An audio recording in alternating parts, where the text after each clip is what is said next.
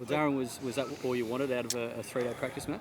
Yeah, from a bowling point of view, probably. Batting would have liked to get a few more runs for a few of the guys, but at the end of the day, it was a really good 3-day hit out for us. So now head to Dominica and see what we get there and ready to go.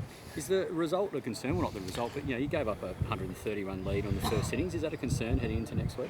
Oh, you would like more runs, as I said before, but it's the first hit out for some of the guys. Obviously a lot of the guys have been playing IPL, they didn't play, but the guys that had their first hit out, that's the first hit since the summer. So, there's some cobwebs there, but they've trained really well, so we'll be fine. But it would have been nice to make some more runs, yeah.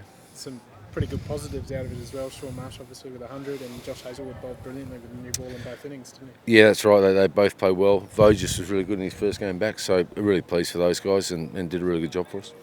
What about, just on Josh, I mean, obviously there's a lot of speculation over the makeup of the bowling attack. I mean, how important was it for him to sort of show what he can do in this game and stand up a bit? Oh, we know how good a bowler he is, but it's always nice for him to get wickets in that scenario and keep pushing his case forward. He's a great young man, so from our point of view, it gives us great headaches leading into the test match, I suppose, with selection, because until we see the pitch, we don't really know the best makeup to get 20 wickets. Lots of talk about, obviously, Fawad and Nathan as well. What do you make of their performances? Okay, I think they got really good spells at certain stages, and then probably not as well as they would have liked, or the captain would have liked at certain stages either. So from our point of view, they've got enough bowling in. Now it's a case of getting fine-tuned for the test match. Yeah, short leg. I just thought it was interesting to say that Neville was fielding there for this match. Who's going to field there during the test series? Because obviously with spinners, it'd be a pretty important position. It depends who's in the 11. Yeah. But we'll work that. We'll work that out. And in this case, Nev is probably the safest spot for him to field, to be perfectly honest, as a keeper. So that's why he fielded there.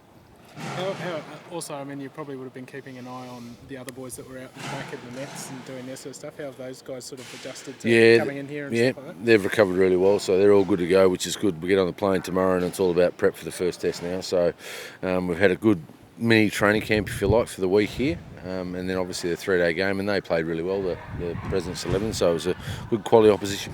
I think Mitchell Stark bowled at Dominica last time as fast bowlers. Has he been passing on any sort of knowledge or anything like that to the other fast bowlers? Mitchell Johnson. Stark? Johnson bowler as well.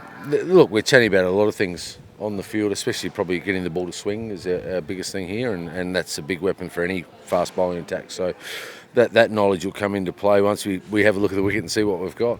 Fifth bowler will be important in the Caribbean. Did Shane Watson get many overs at the back this week? Yeah, he did, mate. So all the bowlers, Mitchell Marsh obviously played in the game. So all rounders wise, they've got enough overs under their belt. For us, we always want to play 5 bowlers.